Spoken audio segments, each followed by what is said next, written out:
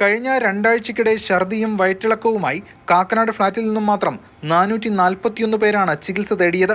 5 പേർ വിവിധ ആശുപത്രികളിൽ കിടത്തി ചികിത്സയിലുമാണ്. ജല അതോറിറ്റി, കിണർ, ബോർവെൽ, മഴവെള്ള സംഭരണി, ടാങ്കർ എന്നിവിടങ്ങളിൽ നിന്നുള്ള വെള്ളം ട്രീറ്റ് ചെയ്താണ് ഫ്ളാറ്റിൽ ഉപയോഗിക്കുന്നതെന്ന് മനസ്സിലാക്കിയ ആരോഗ്യവകുപ്പ് ഇവിടങ്ങളിൽ നിന്നുള്ള സാമ്പിളുകൾ ശേഖരിച്ചിരുന്നു. രോഗപ്രതിരോധ പ്രവർത്തനങ്ങൾ ഇതിനോടകം തുടങ്ങിയെങ്കിലും സാമ്പിൾ ഫലം വന്ന ശേഷം കൂടുതൽ ശക്തമായ നടപടി ഉണ്ടാകുമെന്നാണ് ആരോഗ്യവകുപ്പ് വ്യക്തമാക്കുന്നത്. പരിശോധനാ ഫലം വരാൻ ഇനിയും സമയമെടുക്കും. ഇതിനിടെ കളമശ്ശേരി മേഖലയിൽ ഡെങ്കി ഉൾപ്പെടെ പടരുന്നതും ആശങ്കയുണ്ടാക്കുന്നു. ആരോഗ്യവകുപ്പ് അറിഞ്ഞ ഉടനെ നടപടി തുടങ്ങിയിട്ടുണ്ട്. 2 ദിവസമായാലും അറിഞ്ഞിട്ട് 16-ാം തീയതി 17-ാം തീയതി അല്ലേ അറിഞ്ഞത്.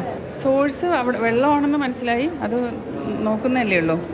റിസൾട്ട് കിട്ടിക്കഴിഞ്ഞാലല്ലേ പറയാൻ പറ്റുള്ളൂ. ഈ 2 ആഴ്ചയായിട്ട് വിവിധ ആശുപത്രികളിൽ ഇത്തരത്തിലുള്ള ഇൻഫർമേഷൻ വരുന്നുണ്ടോ? ഛർദിൽ, വയറിളക്കം അത്തരത്തിലുള്ള പലരും അങ്ങനെ റിപ്പോർട്ട് ഒന്നിച്ച് ക്ലസ്റ്ററിംഗ് ഉള്ളതായിട്ട് വന്നിട്ടില്ല.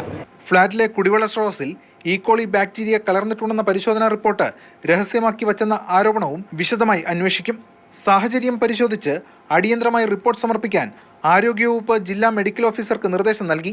ഇതുപോലെ കെട്ടിക്കിടക്കുന്ന വെള്ളത്തിലൊക്കെ തന്നെ കൊതുകുകൾ പെറ്റുവരിക ഡെങ്കി ഉൾപ്പെടെയുള്ള വിവിധ രോഗങ്ങൾക്ക് അത് കാരണമാകാം. ഛർദിയും വയറ്റിളക്കവും മറ്റും ബാധിച്ച് കഴിഞ്ഞ ഏതാനും ദിവസങ്ങൾക്കിടെ ജില്ലയിലെ വിവിധ ആശുപത്രികളിൽ നിരവധി പേർ ചികിത്സ തേടിയതായാണ് അറിവ്. ക്ലസ്റ്റർ എന്ന തരത്തിൽ അത്തരം റിപ്പോർട്ടുകളൊന്നും ലഭിച്ചിട്ടില്ലെന്ന് ആരോഗ്യവകുപ്പ് പറയുമ്പോഴും അക്കാര്യങ്ങളും പരിശോധിക്കുകയാണ്. ഉപയോഗിക്കുന്ന വെള്ളത്തിൻ്റെ ഉറവിടം കേന്ദ്രീകരിച്ചുള്ള വ്യാപകമായ പരിശോധനകൾ അനിവാര്യമാണെന്നാണ് ഇതൊക്കെ സൂചിപ്പിക്കുന്നത്. ക്യാമറമാൻ നിഖിൽ ജോസഫിനൊപ്പം എസ് രാഗിൻ, മാതൃഭൂമി ന്യൂസ്, കൊച്ചി.